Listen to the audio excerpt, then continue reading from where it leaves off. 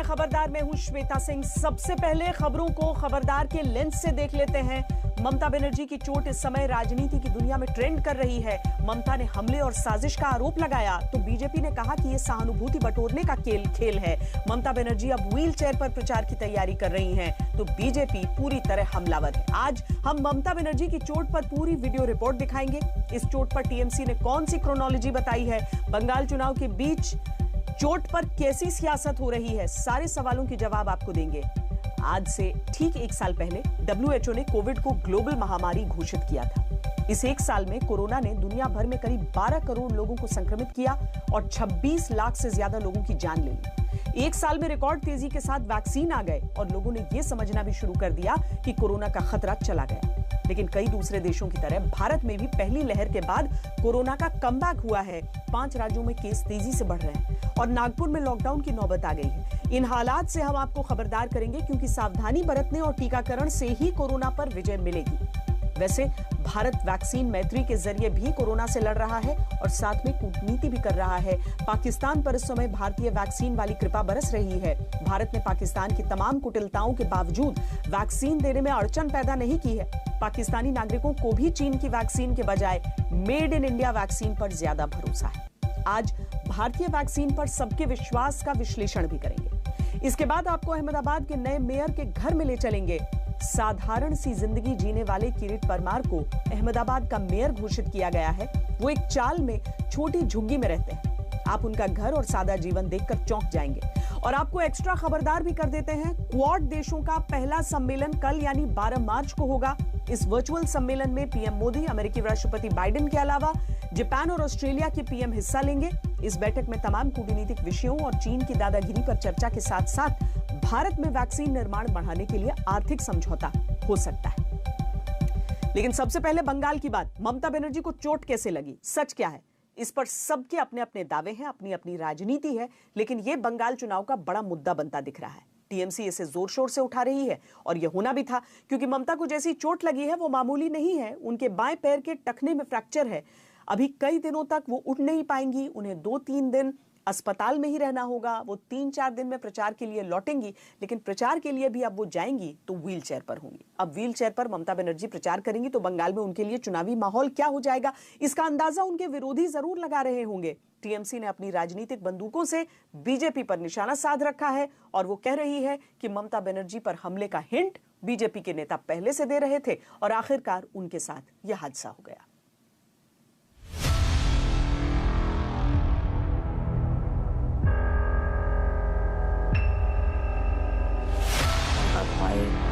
चोट आछे, bone injury आछे, लिगामेंटे आछे, केवल माथा एवं चेस्टे खूब पेन होছে। पत्थर दिल ही होंगे जो इसे नाटक कहेंगे। इसे नाटक कैसे कह दें? ममता बनर्जी को चोट लगी है और बहुत चोट लगी है। 66 की उम्र कम नहीं होती। गर्दन से लेकर पांव तक वो दर्द में है। उनके चेहरे से ये साफ दिख रहा है। 2-3 दिन वो अस्पताल में रहेंगी। प्रचार में भी निकलेंगी तो व्हील चेयर पर होंगी। এটা ঠিক যে কালকে খুব জোর আমার লেগেছিল এবং আমার হাত পায়ে চোট আছে, বোন ইনজুরি আছে, লিগামেন্টে আছে। কালকে আমার মাথা এবং চেস্টে খুব পেনও হয়েছে। আমি আশা করি 2-3 দিনের মধ্যে আমি আবার নিজের ফিল্ডে ফিরে যেতে পারবো। তবে হয়তো পায়ের প্রবলেম থাকবে কিন্তু আমি ম্যানেজ করে নেব। আমার মিটিং আমি কিছুই নষ্ট করব না, বাট হয়তো আমাকে কিছুদিন হুইল চেয়ারে করতে হবে, সেটা আপনাদের সহযোগিতা চাইব। एक मुख्यमंत्री के साथ ऐसा होना ये छोटी मोटी बात नहीं है। गहरी चोट लगी है, इसमें तो कोई शक ही नहीं है। लेकिन सवाल ये है कि ये सब हुआ कैसे। सवाल ये है कि इतने बंदोबस्त में दीदी को ये चोट लगी कैसे। क्या उनके साथ कोई हादसा हुआ या उन्हें किसी ने धक्का दे दिया, जो बात सबसे पहले दीदी ने कही थी। कोई पुलिस नहीं था, एक भी पुलिस नहीं था। हमारा पुलिस दीदी 4-5 आदमी नहीं। मैं गाड़ी को इधर में खड़ा होकर 4-5 आदमी मेरे को गाड़ी पूरा बंद कर दिया। पब्लिक बहुत थे, पब्लिक का बात नहीं है। 4-5 कहाँ का चोट लगा आपको? कहाँ का चोट लगा? पैर में? फूल गया पूरा। दीदी किसी की साजिश है, किसी की साजिश है दीदी। हाँ जोड़ने के साजिश है किसी की। वो 4-5 लोग कौन हैं जिनकी बात दीदी ने की थी? क्या धक्का भीड़ की वजह से लगा था या धक्का जानबूझकर दिया गया? धक्का लगा भी था या फिर चलते चलते गलती से गाड़ी का खुला दरवाजा उस लोहे के एंगल से टकरा गया जो सड़क पर लगा हुआ था? उस वक्त क्या हुआ होगा ये हमने भी समझने की कोशिश की है।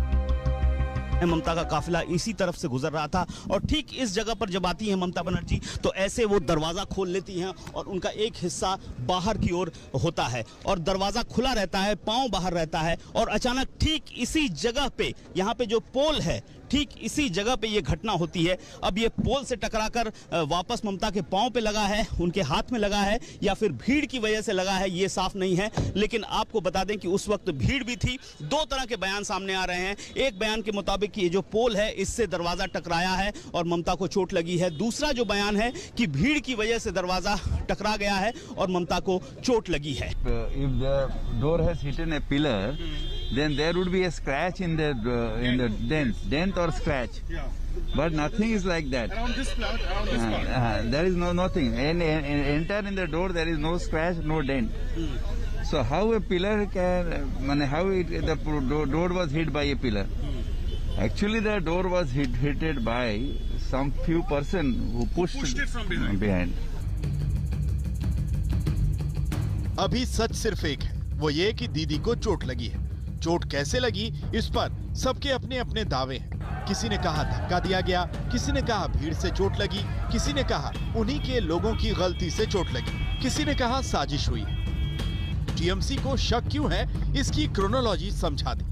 टीएमसी का कहना है कि 8 मार्च को बंगाल बीजेपी अध्यक्ष ने एक पोस्ट में ममता बनर्जी को घायल होते दिखाया था। 9 मार्च को चुनाव आयोग ने पश्चिम बंगाल के डीजीपी को बदल दिया। 10 मार्च को बीजेपी के एक सांसद ने पोस्ट किया था कि आप समझ जाएंगे शाम के 5 बजे के बाद क्या होगा।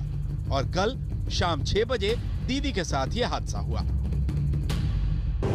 क्रोनोलॉजी समझ लीजिए।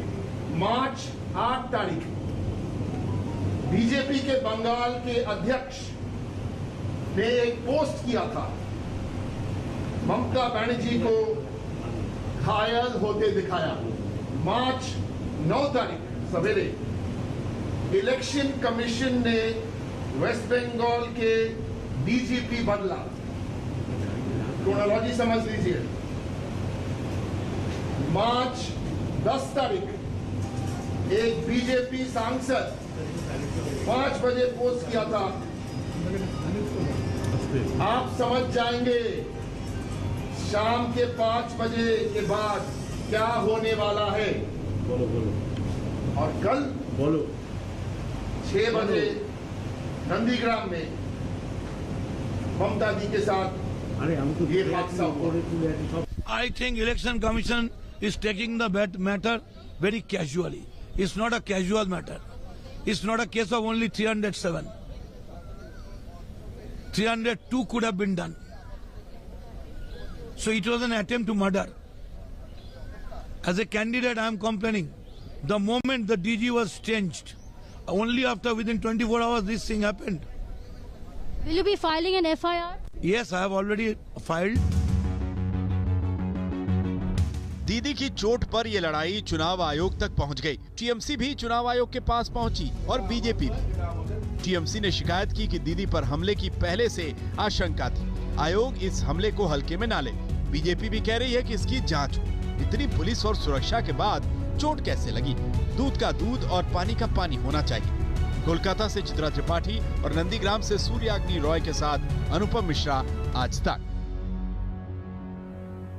ममता बनर्जी के साथ नंदीग्राम में हुई घटना पर चुनाव आयोग ने भी टीएमसी को जवाब दिया है और ये कहा है कि कानून व्यवस्था चुनाव आयोग ने नहीं संभाली है। डीजीपी को भी बिना सहमति के नहीं हटाया गया। चुनाव आयोग मुख्य सचिव की रिपोर्ट का इंतजार कर रहा है ताकि घटना पर आगे की कार्रवाई की जा सके। यह पूरा मामला बहुत सीरियस इसीलिए हो गया है क्योंकि चुनाव के माहौल में इससे ममता बनर्जी के लिए सिंपैथी जाने के चांस हैं और जो बीजेपी के लिए हानिकारक भी हो सकता है। इसीलिए बीजेपी ने भी अपने तेवर थोड़े नरम कर लिए हैं और अब इसे सीधे नाटक कहने से बचा जा रहा है। ममता बनर्जी की चोट को अब ड्रामा बताने के बजाय बीजेपी उनसे हमदर्दी जता रही है और वो सवाल उठा रही है जो वाकई पूछे जाने चाहिए कि आखिर इतने बड़े बंदोबस्त के बावजूद एक मुख्यमंत्री को कैसे इतनी गंभीर चोटें लग गई। पुलिस फोर्स क्या कर रही थी, सुरक्षा में तैनात लोग क्या कर रहे थे, बीजेपी कैसे इस संवेदनशील मुद्दे के चुनावी खतरे को भांप रही है और कैसे 24 घंटे के अंदर बीजेपी के सुर बदले बदले से नजर आ रहे हैं, यह हम आपको दिखाते हैं। देखो, एक बहुत पुरानी एक कहावत है कि अजीब लोग हैं, क्या क्या पते छिपाते हैं, कहीं पे चोट लगी है कहीं बताते हैं। जो उनके एडवाइज़र हैं, जो घूम घूम के कभी न कभी किसी न किसी प्रदेश में किसी न किसी के एडवाइज़र होते हैं, कम से कम रटी रिटाई और पिटी पिटाई स्क्रिप्ट लिखना तो बंद कर दें। दिल्ली में बैठे बीजेपी के नेता और मंत्री जो बोल रहे हैं, वो बंगाल में बीजेपी इस वक्त बोलने से बच रही है। शुभेंदु अधिकारी को ही लीजिए, जो ममता के सामने चुनाव लड़ रहे हैं। कल ममता बनर्जी ने कहा उन पे हमला किया गया है, क्या बोलेंगे? ममता जी कह रहे हैं उन पे अटैक हुआ है, क्या बोलना है आपको? दादा क्या बोलना है आपको? वो कह रहे हैं कि कॉन्स्पिरेसी है दादा, वो कह रहे। बीजेपी जानती है कि चुनावी माहौल में एक चोट भी क्या कर सकती है, और वो भी जब ममता बनर्जी जैसी नेता हो तो सावधानी जरूरी है। यही वजह है कि दीदी को अस्पताल में देखने बंगाल बीजेपी के कई नेता भी पहुंचे। चीफ मिनिस्टर का सिक्योरिटी इतना Z+ कैटेगरी सिक्योरिटी है, तो कैसे ये वो सिक्योरिटी को छोड़ के ये जो आक्रमण हुआ है कैसे हुआ है, इसके लिए हम लोग हाई लेवल का इन्वेस्टिगेशन चाहते हैं। हमने अरूप विश्वास जी को कहकर आया कि हम लोग चिंतित है और उनको बता दीजिए कि हमारे तरफ से सब तरह का शुभकामना है। बीजेपी अचानक सावधान हो गई। घटना को सीधे नाटक बताने वाली बातें बंद हो गई, जो बातें कल की घटना के तुरंत बाद कई नेता कर रहे हैं। ये क्या तालिबान है कि ममता बनर्जी के काफिले पर अटैक होगा? 300 पुलिस रहती है उनके सिक्योरिटी में, 300 पुलिस, और रास्ते में कम से कम 4000 पुलिस। तो ममता बनर्जी के पास पहुंचता कौन है? उनकी सिक्योरिटी। तो सिक्योरिटी जो SS 4 IPS को उन्होंने सिक्योरिटी इंचार्ज बनाकर रखा है, तो चारों को तो पहले सस्पेंड करना चाहिए। और अटैक करने वाला आदमी कोई हवा में तो आके अटैक नहीं किया, उस भूत तो नहीं था कि भूत आके अटैक कर गया, तो उसको पकड़ना भी चाहिए था। ममता बनर्जी ने फिर एक सिंपैथी लेने के लिए नाटक किया और कुछ नहीं। पोल से लग के दरवाजा बंद हुआ तो उनको चोट लग सकता है, इसमें कोई संदेह नहीं है। तो इसके लिए वो तुरंत द्रुत आरोग्य की कामना करते हुए और इन तमाम जो Z++ सिक्योरिटी के अंदर जो लोग भी काम कर रहे थे उन पर एक्शन हो, और किसी अपराधी ने अगर इस घटना किया है तो उनको तुरंत पकड़ के अरेस्ट किया जाए। लेकिन इस घटना पर बीजेपी के सवाल जायज हैं। मुख्यमंत्री के साथ जो हुआ उसमें उंगलियां बीजेपी पर उठी, इसलिए उसने चुनाव आयोग से कहा है कि पूरी जांच की जाए, दूध का दूध, पानी का पानी। मुख्यमंत्री ने खुद ने जो आरोप लगाया कि उनके संग कोई पुलिस नहीं था, पुलिसकर्मी कहाँ गए? उनके चारों तरफ एक सुरक्षा घेरा होता है, वो कहाँ गया? तीन होता है, 3 घेरा होता है, रिंग 1, 2, 3, वो तीनों रिंग कहाँ गया? और 3 रिंग को भेद करके क्या परिंदा भी आ सकता है? मनुष्य का आना तो बहुत बड़ी चीज है, वो कैसे आया? और वो भी एक नहीं, मुख्यमंत्री के बयान के हिसाब से 4-5 लोग ने आके धक्का मारा उनको, ये कैसे हो सकता है? ममता बनर्जी ने सबसे पहले यही कहा था कि 3-4 लोगों ने उन्हें धक्का दिया, उन्हें बहुत चोट लगी है और ये साजिश है। साजिश का पता तो नहीं, लेकिन बीजेपी के सवाल ये जरूर है कि मुख्यमंत्री सुरक्षा के 3 घेरे में होती है, कोई धक्का देकर कैसे चला गया? और अगर किसी ने धक्का भी दिया तो पुलिस उनकी पहचान क्यों नहीं कर पाई? मुख्यमंत्री की Z+ सिक्योरिटी होती है, पूरी फोर्स होती है, ये सब कहाँ गए? फर्स्ट एड के लिए सामने की दुकान से बर्फ लाने सुरक्षाकर्मी क्यों गए थे? साथ में एम्बुलेंस भी होती है, डॉक्टर भी होते हैं, वो कहाँ थे? सीएम जब भी कोलकाता से बाहर किसी जगह पर जाती है तो वहां किसी स्थिति के लिए सेफ हाउस होता है, अस्पताल की पहचान होती है, फर्स्ट एड के लिए वहां ले जाया जाता है। वहां क्यों नहीं ले जाया गया? ऐसा क्या हुआ कि इतना रिस्क लेकर नंदीग्राम से कोलकाता उन्हें लाना पड़ा? सीएम बोल रही थी कि उन्हें सांस लेने में दिक्कत हो रही थी, ये रिस्क क्यों लिया गया? और बड़ी बात यह कि इतनी फोर्स के होते हुए सीएम को चोट कैसे लगी? अगर पुलिस मुख्यमंत्री को सुरक्षा नहीं दे सकती तो फिर ये बहुत गंभीर सवाल है। किसके जरिया हुआ, क्या हुआ, वो तो बात का बात है, लेकिन total failure in the part of the security of the police उनके अगर सुरक्षा नहीं दे सकते हैं तो बंगाल के आम जनता का क्या सुरक्षा देंगे। माननीय स्वराष्ट्र मंत्री खुद इनके दफ्तर के मंत्री है, अभी भी आज का दिन में भी, तो उनके दफ्तर सिर्फ ये इतनी बड़ी गाफिलती, बड़ी दुख से कहना पड़ता है कि पुलिस का इतना बड़ा गलती, बेवकूफी जैसे भी हो, उनके लिए उनको सजा मिलना चाहिए। उनके सुरक्षा बल में जो ऑफिसर्स थे, they should be questioned and they should be suspended immediately as per law. BJP की मांग है कि घटना के वक्त जो भी वीडियो है उन्हें सार्वजनिक किया जाए और ठीक से पूरी जांच की जाए, नहीं तो आरोप और प्रत्यारोपों का दौर चलता रहेगा। आज तक ब्यूरो। अब टीएमसी ये जरूर चाहेगी कि चुनावी माहौल ममता की चोट के इर्द गिर्द ही रहे और बीजेपी की ये कोशिश होगी कि इस मामले को जितनी जल्दी रफा दफा किया जाए उतना अच्छा, जिससे ममता बनर्जी को अपने लिए माहौल बनाने का मौका न मिले। इसीलिए बीजेपी बार बार ये कह रही है कि इस मामले की ठीक से जांच करके तुरंत सब साफ कर दिया जाए।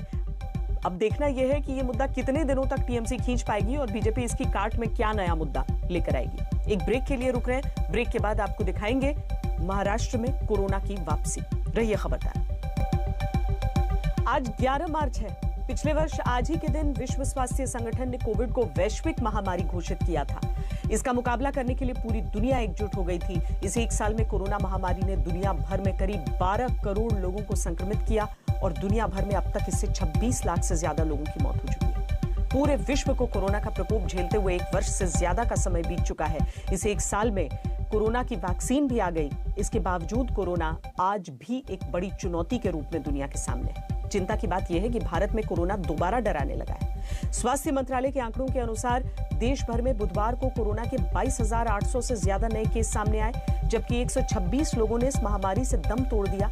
करीब 2.5 महीने बाद देश में कोरोना के 22,000 से ज्यादा मामले सामने आए और ये लगातार 8वां दिन है जब एक दिन में कोरोना के 15,000 से ज्यादा नए मामले सामने आए।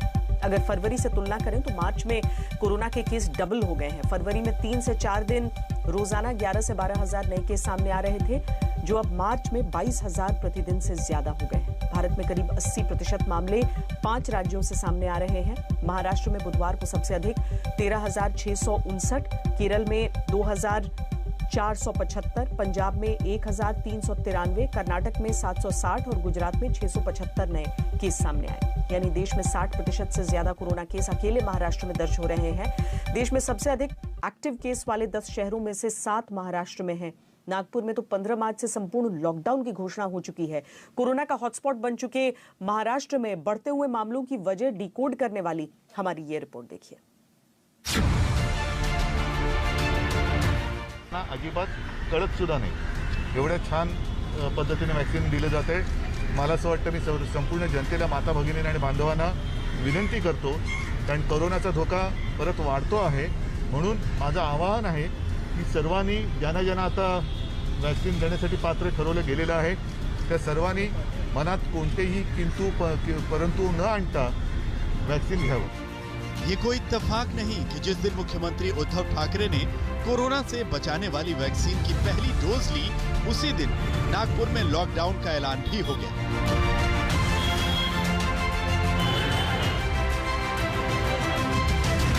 नागपुर में कोविड-19 के बढ़ते मामलों की वजह से 15 मार्च से 21 मार्च तक जिले में सख्त पाबंदी लगाई जाएगी। इस दौरान जिले के सभी स्कूल, कॉलेज, कोचिंग संस्थान और बारात घर बंद रहेंगे। राजनीतिक और सांस्कृतिक कार्यक्रमों की अनुमति नहीं होगी। इस लॉकडाउन में कड़क ऐसी संचार बंदी रखने का पुलिस विभाग को मैंने निर्देश दिया है। लॉकडाउन में उद्योग चालू रहेंगे। इस दरमियान प्राइवेट ऑफिसेस पूरी तरह से बंद रहेंगे। गवर्नमेंट ऑफिसेस में 25% उपस्थिति की परमिशन दी गई है।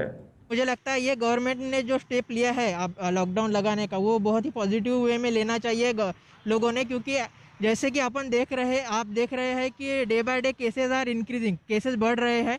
तो इसके लिए ये लॉकडाउन लगाए तो फिर उसके बेनिफिट भी होंगे। सरकार ने जो स्टेप्स ली है अभी, एक्चुअली कुछ दिन पहले ही लेनी चाहिए थी, क्योंकि सरकार अपनी तरफ से अच्छा काम कर रही है, लेकिन जो आम नागरिक है, हम रोज़ हमारा घूमने का ही जॉब है सेल्स में, तो हम देखते हैं कि at least 40-50% people are not following the rules. Nagpur में कोरोना के बढ़ते मामलों को देखते हुए सरकार ने पहले से ही 14 मार्च तक नाइट कर्फ्यू लगाया हुआ है। सभी होटल, मॉल, रेस्टोरेंट और प्राइवेट ऑफिस को वीकेंड पर बंद करने का आदेश दिया गया था। वीकेंड पर सिर्फ जरूरी सामानों की दुकानों को खोलने की इजाजत दी गई थी, लेकिन यहां बीते कुछ दिनों में रोज 1000 से अधिक कोरोना केस आ रहे हैं। बुधवार को नागपुर में कोरोना का नया रिकॉर्ड बना, जब 1710 लोग कोरोना पॉजिटिव पाए गए। 173 दिन बाद यहां कोरोना के एक दिन में सबसे ज्यादा मामले सामने आए, जिसके बाद नागपुर में संपूर्ण लॉकडाउन का ऐलान कर दिया गया। हमारे शहर में और ग्रामीण के कुछ इलाके में कोरोना का प्रसार बहुत तेजी से बढ़ता हमको नजर आ रहा है। आपको याद होगा कि आपके माध्यम से मैं पिछले वक्त कहा था कि लोगों ने खुद का स्वास्थ्य अच्छा रखने के लिए खुद पर ध्यान केंद्रित करना चाहिए, और मुझ पर ऐसी कोई आपत्ति ना लाई जाए कि मैं शहर में लॉकडाउन कर सकूं, लेकिन कल की स्थिति न देखने के बाद आज मुझे यह कठोर निर्णय लेना पड़ रहा है। जाहिर है वैक्सीन आने के बाद लोग कोरोना को हल्के में ले रहे हैं, जिसका एक उदाहरण तो आज ही देखने को मिला। महाराष्ट्र में कोरोना के बढ़ते मामलों के बीच महाशिवरात्रि को लेकर गाइडलाइंस जारी की गई थी, जिसमें कहा गया कि अभी कोरोना का खतरा टला नहीं है, लेकिन लोग नहीं माने। ये हाल तब है जब कोरोना के केस के मामले में महाराष्ट्र ने कई बड़े देशों को भी पीछे छोड़ दिया है। 10 मार्च को अकेले महाराष्ट्र में कोरोना के 13,659 मामले सामने आए थे, जबकि जर्मनी में 10 मार्च को 12,246 केस मिले। वहीं ब्रिटेन में करीब 6,000 केस मिले थे, यानी महाराष्ट्र से आधे से भी कम।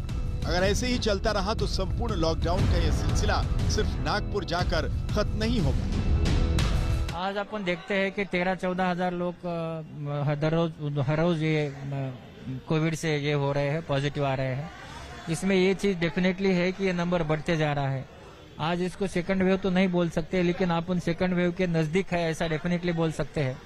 और इसमें अगर इसको लॉकडाउन या सब चीजें रोकना है तो एक ही चीज होना चाहिए कि हर आदमी ने अपना मास्क पहनना चाहिए, और जो अपन क्राउड करे वो क्राउड नहीं करना चाहिए। अब खतरा ये भी है कि महाराष्ट्र में बेलगाम हो रहा कोरोना संक्रमण तेजी से अन्य जिलों और शहरों में भी फैल रहा है। महाराष्ट्र के कई शहरों और जिलों में आंशिक और वीकेंड लॉकडाउन लगाया गया है, जिसमें औरंगाबाद, नासिक, मालेगांव जैसी जगहें शामिल हैं। अब डर ये है कि अगर कोरोना के मामले ऐसे ही बढ़ते रहे तो कहीं पूरे महाराष्ट्र में संपूर्ण लॉकडाउन की नौबत ना आ जाए। जहां एक तरफ मुंबई और महाराष्ट्र वैक्सीनेशन ड्राइव पुरजोर तरीके से कर रहा है, लेकिन मुंबई में और पूरे राज्य भर में बढ़ते हुए कोरोना के केसेस राज्य सरकार के लिए अब सरदर्द का सबब बन गए हैं। स्टेट कोविड टास्क फोर्स के मेंबर्स का कहना है कि अगर केसेस में इसी तरह से बढ़ोतरी होती रही तो आने वाले दिनों में एक डिस्कशन करना पड़ेगा, ये जानने के लिए क्या मुंबई में अब लॉकडाउन लगाना अनिवार्य हो गया है। कैमरा पर्सन महेश मौर्य के साथ पंकज उपाध्याय, मुंबई, आज तक। महाराष्ट्र में कोरोना की रफ्तार डराने लगी है, लेकिन अन्य राज्यों में भी कोरोना के मामले बढ़ने लगे हैं। आज ही दिल्ली में कोरोना के 409 नए मामले दर्ज किए गए और 3 लोगों की मौत हुई। दिल्ली में 2 महीने से अधिक समय बाद एक दिन में इतने ज्यादा केस आए हैं। कोरोना के बढ़ते मामलों के बीच एक अच्छी खबर यह है कि भारत में वैक्सीनेशन ड्राइव तेजी से चल रही है। विश्व में वैक्सीनेशन की रफ्तार में भारत दूसरे नंबर पर पहुंच गया है। अमेरिका में अब तक 9 करोड़ वैक्सीन डोज लगाई गई हैं, जबकि भारत में 2 करोड़ 56 लाख वैक्सीन डोज लगाई जा चुकी हैं, जबकि अमेरिका के काफी बाद हमने शुरुआत की थी। अमेरिका रोजाना 21 लाख वैक्सीन डोज लगा रहा है। भारत में औसतन तकरीबन 13 लाख डोज प्रतिदिन दी जा रही है। हालांकि 8 मार्च को यह आंकड़ा एक दिन में 20 लाख डोज तक पहुंच गया था। आगे रफ्तार बढ़ने की उम्मीद है। भारत में बनी वैक्सीन पर अब न सिर्फ हम भारतीयों का भरोसा कायम है, बल्कि भारतीय वैक्सीन अब वर्ल्ड फेमस हो चुकी है और संकट की इस घड़ी में कई देशों की मदद के लिए भारत की तारीफ संयुक्त राष्ट्र भी कर चुका है। हाल ही में भारत से सीरम इंस्टीट्यूट की कोविशील्ड वैक्सीन की 5 लाख डोज कनाडा पहुंचाई गई। कनाडा ने इसके लिए भारत का धन्यवाद किया। कनाडा के ग्रेटर टोरंटो में पीएम मोदी की तस्वीर वाले बिलबोर्ड लगाकर उन्हें धन्यवाद कहा गया। इन बिलबोर्ड्स पर पीएम मोदी की तस्वीर लगी है और long live India Canada friendship लिखा है। वैसे जहां तक वैक्सीन डिप्लोमेसी की बात है तो इसमें भी भारत ने चीन को पछाड़ा है। भारत दुनिया भर के लगभग 65 देशों को अब तक मेड इन इंडिया वैक्सीन की सप्लाई कर चुका है। भारत कनाडा को कोरोना वैक्सीन की 20 लाख डोज दे रहा है। ब्राजील ने भारत बायोटेक के साथ 2 करोड़ डोज की डील की है। यूनाइटेड किंगडम को भी भारत 1 करोड़ वैक्सीन डोज देगा। दक्षिण अफ्रीका, मोरक्को, सेशेल्स, मॉरिशस और मिस्र समेत 6 अफ्रीकी देशों में भारतीय वैक्सीन की लाखों डोज की सप्लाई हुई है। वैक्सीन से विश्व कल्याण के मार्ग पर चलते हुए भारत ने पड़ोसी देशों को सबसे पहले वैक्सीन आपूर्ति करने का निर्णय किया है। भारत अब तक म्यांमार, मालदीव, नेपाल, भूटान और बांग्लादेश और श्रीलंका जैसे पड़ोसी देशों को वैक्सीन उपलब्ध करवा चुका है और वहां भारतीय वैक्सीन की बदौलत ही टीकाकरण शुरू हुआ है। और अब भारत पाकिस्तान को भी कोरोना वैक्सीन देने के लिए तैयार है, यानी भारत से आतंकवादियों के जरिए युद्ध लड़ने वाला पाकिस्तान अब भारतीय वैक्सीन के सहारे कोरोना से जंग लड़ेगा। उसे यह वैक्सीन इंटरनेशनल अलायंस गावी के जरिए उपलब्ध कराई जाएगी, जिसका मकसद गरीब देशों में कोविड टीकाकरण उपलब्ध कराना है। इसी मकसद से पाकिस्तान को भारतीय वैक्सीन के 4.5 करोड़ डोज दिए जाएंगे। सीरम इंस्टीट्यूट की कोविशील्ड की मुफ्त डोज पाकिस्तान की 20% आबादी को कवर करेगी। अभी तक पाकिस्तान को सिर्फ चीन ने 10 लाख वैक्सीन डोज देने का वादा किया है, लेकिन इनमें से सिर्फ 5 लाख डोज ही पाकिस्तान को अभी तक मिल पाई है। अब भारत की वैक्सीन पाकिस्तान को मिलने वाली है, तो इसको लेकर पाकिस्तान के आम लोग क्या सोच रहे हैं, ये आपको दिखाते हैं। हमारी गवर्नमेंट को अपने अवाम के लिए ये हेल्प लेनी चाहिए, ठीक है, और इसमें कोई मेरे नहीं ख्याल कि कोई शर्मिंदगी वाली बात है। मैम, आपको क्या लगता है कि क्या पाकिस्तान को भारत से मदद लेनी चाहिए इस वैक्सीन के हवाले से? देखिए, माय पॉइंट इज़ कि इस वक्त इस पेंडेमिक में और जो भी हमारा कोविड-19 चल रहा है, इससे पूरी दुनिया सफ़र कर रही है, राइट। तो जब हम पूरी दुनिया इस चीज़ में सफ़र कर रही है तो इधर मतलब this is not the point कि कौन सा मुल्क वैक्सीन बना रहा है, कौन सा मुल्क नहीं बना रहा, या उनके साथ हमारे फ्रेंडली टर्म्स हैं या उनके साथ हमारे कोई पर्सनल ग्रजेस हैं। द पॉइंट इज़ कि इस वक्त सबको यूनिटी की ज़रूरत है और सबको एक होके उस चीज़ को करना चाहिए कि हम किस तरह सब एक दूसरे की हेल्प कर सकते हैं, just to save our lives, save our people and get out of it. When it comes to health and lives, ज़िंदगी की जब बात आती है और इंसानियत की बात आती है तो कोई बड़ा छोटा नहीं हो जाता।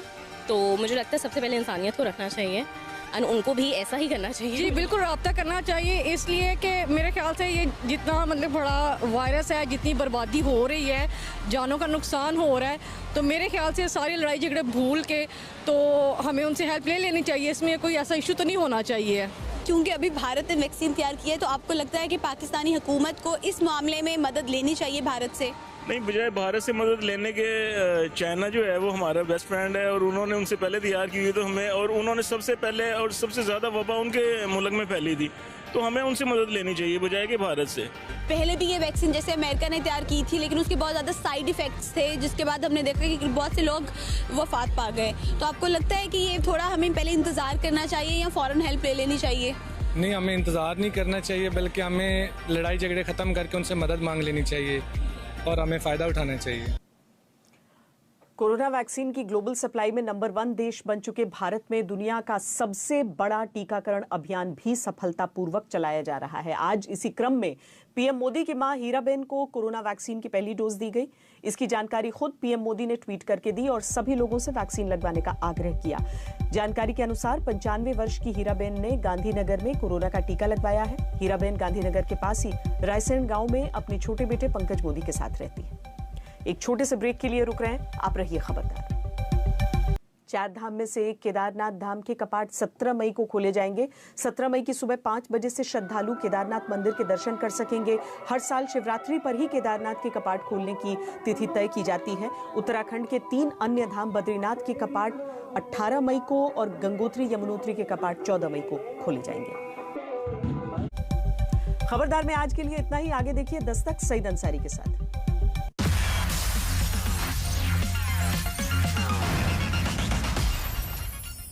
नमस्कार, मैं हूं अंजना ओम कश्यप। हमें उम्मीद है ये वीडियो आपको पसंद आया होगा।